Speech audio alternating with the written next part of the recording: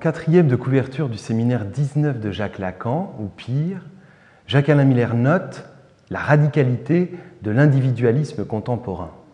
Il orthographie individualisme, UN-dividualisme. Cette écriture fait valoir la fonction du « un ».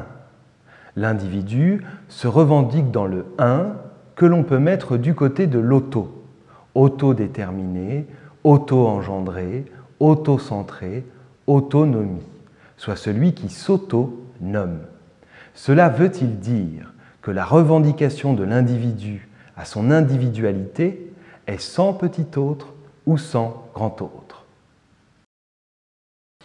Jacques-Alain Miller a en effet parlé de la poussée du « un » à notre époque, et la lecture de Lacan nous permet d'éclairer les causes de cette poussée. Il a mis en évidence les effets de l'essor du discours de la science et du capitalisme, qui se caractérisent par l'effet dissolvant qu'ils ont sur les formes traditionnelles de l'autre, et d'abord sur le père, qui est la figure de l'autre par laquelle les civilisations, les religions, les grandes organisations humaines étaient jusqu'à une certaine époque presque toutes orientées. Ces discours ont produit des mutations profondes du rapport du sujet à l'autre.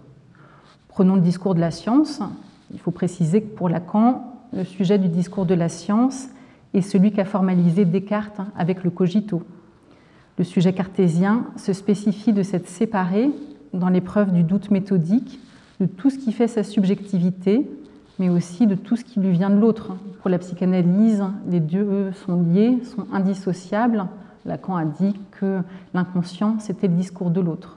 Le sujet cartésien est celui qui peut se séparer de ses croyances, de ses identités, de ses traditions, afin de pouvoir produire le savoir scientifique.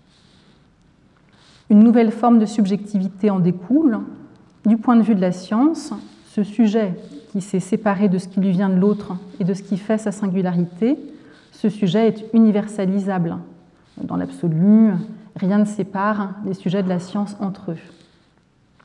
Et comme l'a montré Jacques-Alain Miller, c'est logique que l'émergence des droits de l'homme, qui instaure l'idée déségrégative d'un sujet de droit universel par-delà l'âge, le sexe, la nationalité, c'est logique que les droits de l'homme accompagnent l'essor du discours de la science. On voit donc comment la poussée de l'égalitarisme et de l'individualisme est parallèle au déclin de l'autre, du grand autre. L'ordre social traditionnel apparaît désormais comme une construction, et une construction nocive au regard des exigences égalitaristes et individualistes. Et dès lors, il y a l'idée qu'on peut et même qu'on doit le déconstruire, cet ordre social traditionnel. Les individus cherchent à nommer et organiser leur mode de jouissance sans en passer par l'autre, et donc en apparence de façon autonome, mais en fait, ils se réfèrent sans le savoir à un ensemble de normes qui vient en lieu et place de l'autre. Lacan a appelé ça l'ordre de fer du social. Et on en arrive à un moment de promotion intense de l'autonomie de l'individu qui concerne tous les champs.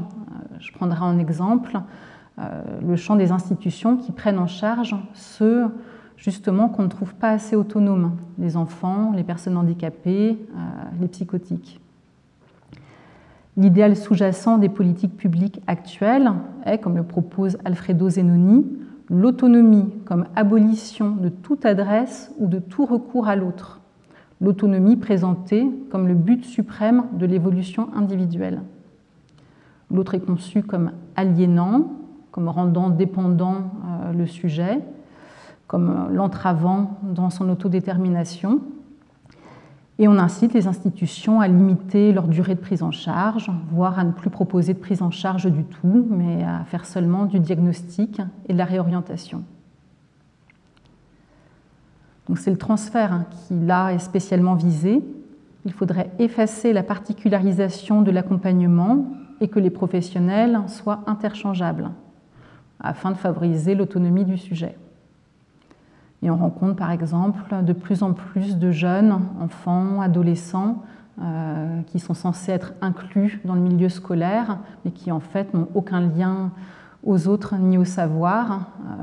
Voilà, peu importe si le sujet est dans un isolement total, du moment qu'il ne demande rien à l'autre. On peut dire que cette poussée du un résonne avec ce que Lacan a démontré, que le statut fondamental de l'être parlant est d'être un tout seul. Et finalement, le déclin de l'autre, provoqué par le succès des discours de la science et du capitalisme, ne fait que révéler ce statut fondamental. Mais Lacan nous enseigne aussi que le sujet est foncièrement égaré par rapport à sa jouissance, à ce qu'il éprouve dans son corps, et qu'il a besoin de l'autre pour s'orienter et se nommer. Il n'est pas possible de s'autodéterminer, donc du point de vue de la psychanalyse, et on voit au contraire que ceux qui pensent pouvoir le faire, en rejetant tout ce qui est perçu comme venant de l'autre, sont souvent encore plus aliénés, sans le savoir, à des normes, à des impératifs sociaux anonymes. La revendication de l'individu au respect de son individualité ne semble plus s'argumenter sur un débat avec soi-même, mais sur l'affirmation d'un éprouvé comme vérité devant s'imposer à l'autre. Ce que Jacques-Alain Miller a épinglé d'un « je suis ce que je dis » et dont l'école de la cause freudienne a fait ses journées en novembre 2022. Le débat avec soi-même implique une division du sujet, la possibilité de l'inconscient. L'individu, lui, s'y oppose dans son étymologie même, ce qui ne peut être divisé. Cela a des conséquences sur le lien social. Pourriez-vous nous en dire quelque chose ?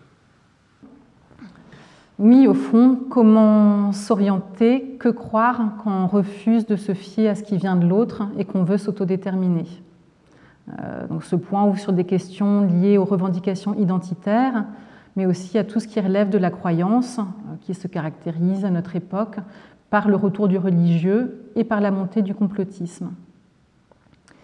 Certains essayent de s'orienter par eux-mêmes, c'est-à-dire à partir de ce qu'ils éprouvent, de leurs affects, de ce qui leur semble vrai de manière intuitive. Et on voit que ce n'est pas du tout le même registre que celui de la vérité scientifique dont on parlait à l'instant. Ce n'est pas non plus du même registre que la vérité inconsciente qu'on ne peut pas parvenir à cerner tout seul, de manière spontanée. Il faut en passer par l'autre, par l'analyse, et même dans l'analyse, cette vérité ne se donne pas d'emblée, elle est changeante, et il faut du temps pour parvenir à la réduire, à la cerner.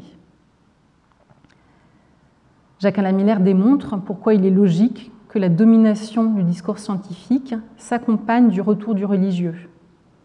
On souffre d'être soumis au discours de la science, qui ne donne aucun sens aux choses de la vie.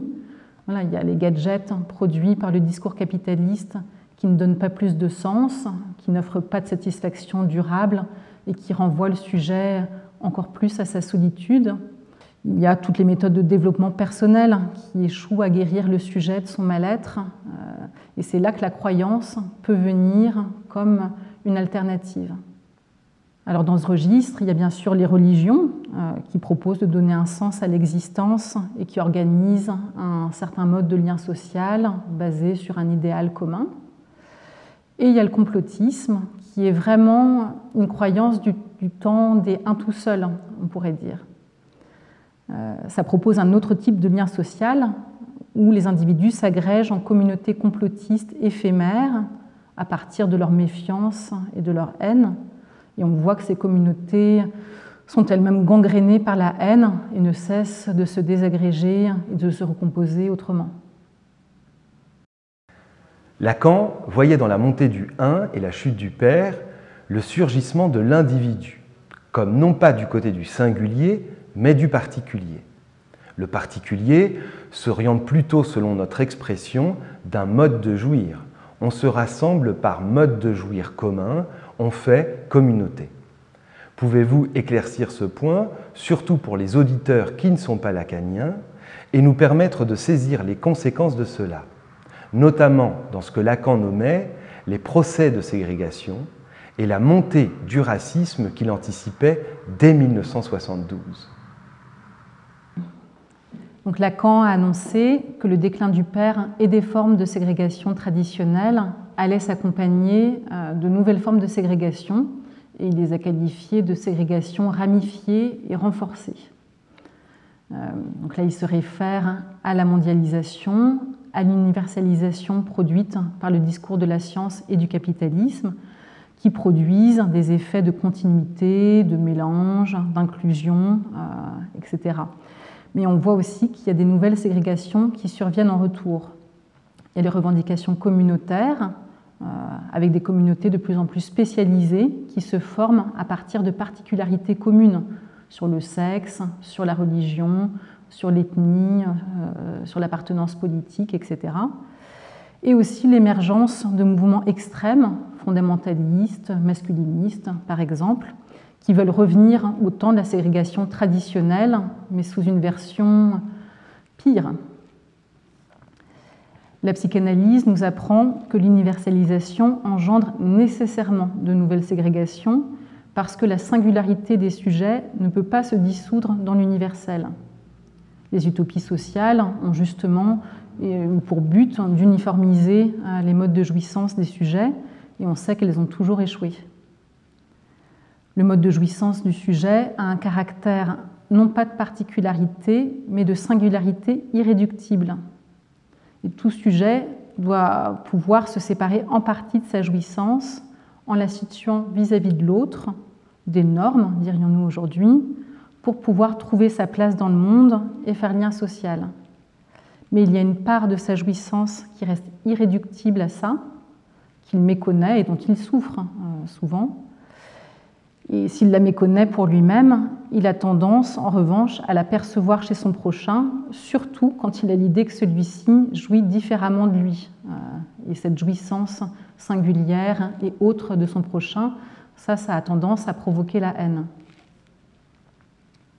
Freud a montré que les groupes sociaux pouvaient s'agréger autour d'un idéal commun, représenté par un leader, mais aussi que les individus pouvaient s'unir par une haine qu'ils ont en commun. En 1930, il écrit dans Malaise dans la civilisation, « Il est toujours possible de lier ensemble dans l'amour un assez grand nombre d'êtres humains, pourvu qu'il en reste d'autres envers lesquels manifester leur agressivité. » Et on voit que maintenant que les idéaux communs ont décliné, que c'est la haine qui vient sur le devant de la scène quant au lien social. Comme le sujet méconnaît foncièrement ce qui fait le nerf de sa jouissance, il faut qu'il se hâte de situer celle-ci au regard d'une identité. C'est le « je suis ceci, je suis cela » contemporain. Et comme il n'y a plus de grand autre qui pourrait garantir cette identité, ce sont les petits autres, les semblables, qui doivent la faire tenir.